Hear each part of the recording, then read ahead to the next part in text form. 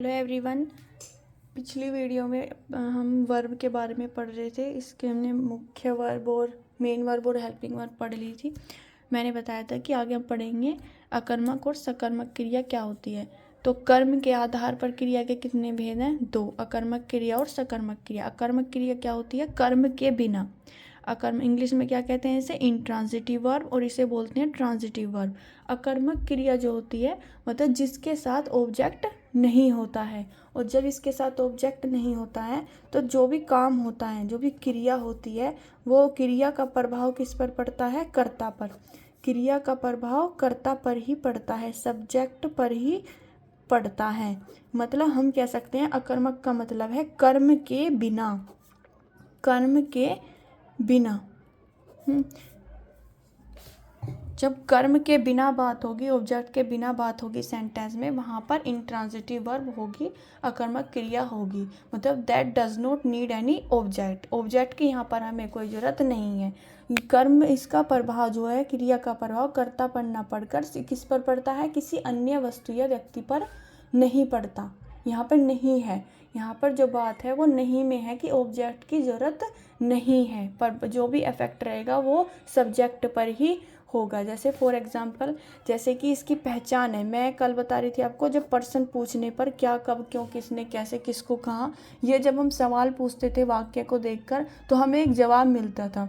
तो वो जवाब ही क्या होता था? ऑब्जेक्ट होता था, क्योंकि उस पर ही सारा इफेक्ट डल रहा होता था, जो भी सब्जेक्ट काम कर रहा होता था।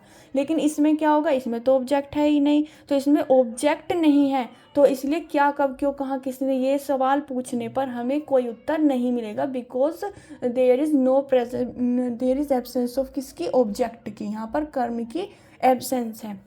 जैसे फॉर एग्जाम्पल, तो पहचान में मैं क्या लिखूंगी? ये जो सवाल है, क्या, किसे, किसने आदि, ये सब पूछने पर उत्तर नहीं मिलेगा। ये सब प्रश्न पूछने पर उत्तर हमें नहीं मिलेगा, बिकॉज ऑफ इसमें ऑब्जेक्ट नहीं है। तो यहाँ पर इस वाली स्थिति में क्या होती है? अकर्मक क्रिया होती है। जैसे मैंने एग्जाम्पल लिया, राम सो रहा है। राम सो रहा है, ठीक है। अब मुझे इसमें बताना है, राम सो रहा है। मैंने वाक्य देखा, एक सवाल पूछा, मैंने पूछा क्या, राम क्या सो रहा है? तो मुझे कोई जवाब नहीं मिल रहा, मुझे उत्तर नहीं मिल रहा। क्यों? क्योंकि यहाँ पर देखो, राम क्या हो गया? सब्जेक्ट हो गया। सोना क्या हो गया? मेन वर्ब हो गया। और रहा है क्या हो गई? हेल्पिंग वर्ब हो गई। ऑब्जेक्ट तो इसमें है ही नहीं। तो ये कौन सी क्रिया है? कोई पूछे ये सेंटेंस कौन सी वर्ब का है? ये है अकर्मक क्रिया का, इंट्रांसिटिव वर्ब का। अगर मैं इसे ऐसे लिख देती कि राम बेड पर सो रहा है, तो फिर मैं पूछती राम कहाँ सो रहा है, तो मैं कह सकती थी कि बेड पर।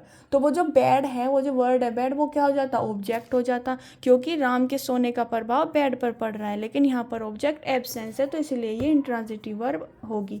मैंने कहा पक्षी उड़ गया। मैंने कहा पक्षी उड़ गया। अब देखो इसमें क्या है? पक्षी क्या है? इसमें क्रिया किसके द्वारा हो रही है? पक्षी के द्वारा। पक्षी क्या हो गया? हमारा सब्जेक्ट हो गया, कर्ता हो गया। उड़ना क्या हो गया? Main verb. उड़ना क्या हो गया? मेन वर्ब हो गया। अब गया इसमें क्या हो गई? Helping verb. ऑब्जेक्ट इसमें भी एब्सेंस है, तो ये अकर्मक क्रिया। मैं सवाल पूछूं, सवाल वाली बात अगर हम करें, पक्षी उड़ गया, मैंने कहा कहाँ उड़ गया, तो कहाँ का जवाब मुझे मिल ही नहीं रहा। अगर मैं इस सेंटेंस का से लिख दूं, पक्षी आसमान में उड़ गया, तो अगर मैं पूछूं कहाँ उड़ गया? आसमान में, तो आसमान क्या हो जाता? ऑब्जेक्ट हो जाता। लेकिन यहाँ कर्म के बिना है, अकर्मक मतलब कर्म के बिना, तो इसलिए ये अकर्मक क्रिया हो रही है। दूसरी हमारी क्या है? सकर्मक। वो कर्म के बिना है, तो ये क्या होगी? कर्म के साथ। सकर्मक क्रिया मतलब इंग्लिश में क्या कहेंगे? ट्रांजिटिव वर्ब, ठीक है। जिसके साथ क्या होता है? कर्म होता है। जिन क्रियाओं के साथ, जिसके साथ कर्म होता है, उसके साथ कर्म नहीं होता है, इसके साथ ऑब्जेक्ट या कर्म प्रेजेंट होता है। क्रिया का प्रभाव किस पर पड़ेगा? अब ऑब्जेक्ट है इसमें प्रेजेंट, तो क्रिया का प्रभाव पड़ेगा ऑब्जेक्ट पर। वही तो हमारा ऑब्जेक्ट होता था, कल हमने पहले पार्ट में पढ़ा कि जिस पर प्रभाव पड़ता है वही ऑब्जेक्ट होता है।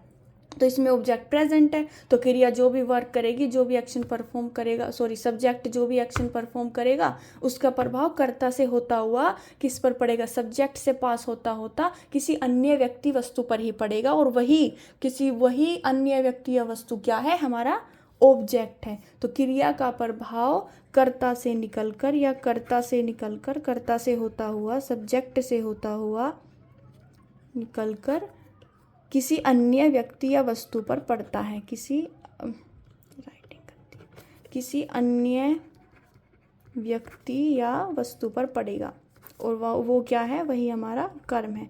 तो इसमें हम कह सकते हैं सिंपल सी भाषा में, सकर्मक क्रिया मतलब कर्म के साथ, सकर्मक क्रिया मतलब कर्म के साथ, और अकर्मक मतलब कर्म के बिना। पहचान क्या होगी, अब उसमें हम जब सवाल पूछ रहे थे तो जवाब ही नहीं मिल रहा था हमें, कब क्यों कहाँ कैसे पूछने पर, बिकॉज फिर से वही बात, ऑब्जेक्ट नहीं है तो जवाब कैसे मिलेगा। अब इसमें ऑब्जेक्ट प्रेजेंट है तो इसमें हमें क्या, कब क्यों कहाँ किसने पूछने पर, ये क्वेश्चन पूछने पर जवाब मिलेगा, क्या किसे आदि, ये सवाल पूछने पर जब हम ये प्रश्न वाक्य को देखकर करेंगे तो हमें क्या मिलेगा, जवाब मिलेगा। उसमें क्या था, नहीं मिलेगा, इसमें क्या है, मिलेगा।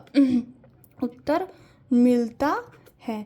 जैसे एग्जाम्पल ले लेंगे, एग्जाम्पल 1 लिया हमने, राम ने किताब पढ़ी, मैंने लिखा राम ने किताब पढ़ी। अब मैं देखूंगी इसमें सवाल पूछूंगी, राम ने क्या पढ़ी, किताब पढ़ी। क्या का जवाब कौन दे रहा है, किताब। तो किताब इसमें क्या है, ऑब्जेक्ट कर्म, और राम क्या है, सब्जेक्ट है, पढ़ना क्या है, मेन वर्ब है। तो ये क्या हो गया, मेन वर्ब हो गया। तो यहाँ पर क्या है, ये सकर्मक क्रिया का वाक्य है, यहाँ पर सकर्मक क्रिया प्रेजेंट है, यहाँ पर ये क्या है, ट्रांजिटिव वर्ब है। दूसरा एग्जाम्पल एक और ले लेंगे, जैसे मैंने कहा सीता फल खा रही है, सीता क्या खा रही है, सीता फल खा रही थी या रही है। सीता क्या है इसमें, सब्जेक्ट, क्यों, क्योंकि सीता के द्वारा काम हो रहा है, सीता के द्वारा एक्शन परफॉर्म हो रहा है। क्या एक्शन परफॉर्म हो रहा है, खाने का, ईट करने का। और किसको खा रही है, फल को।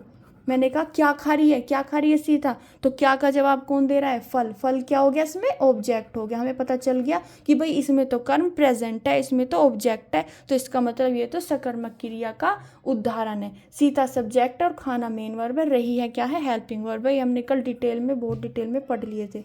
जैसे एक और एग्जाम्पल लूँ, अगर मैं कह रही हूँ माँ बच्चे को बुला रही है, माँ बच्चे को बुला रही है। अब मैंने कहा कि बताओ इसमें अकर्मक है ये या सकर्मक है। तो आप क्या करोगे, सबसे पहले सवाल पूछोगे।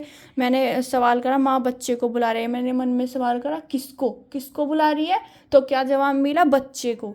तो मतलब मुझे जवाब मिल रहा है, तो जब मुझे जवाब मिल रहा है तो इसका मतलब क्या है, वहाँ पर कर्म उपस्थित है, वहाँ पर ऑब्जेक्ट उपस्थित है। तो ऑब्जेक्ट उपस्थित है तो सीधा हम समझ गए भाई सकर्मक क्रिया का उदाहरण है ये। तो माँ इसमें किसके द्वारा क्रिया हो रही है, माँ के द्वारा। तो माँ इसमें क्या है, सब्जेक्ट है, क्योंकि माँ एक्शन परफॉर्म कर रही है। माँ सब्जेक्ट हुआ, बच्चे ऑब्जेक्ट है, बिकॉज प्रभाव हो रहा है बच्चों पर, बच्चों को बुलाया जा रहा है। बुलाना इसमें क्या हो गया, कॉल्ड।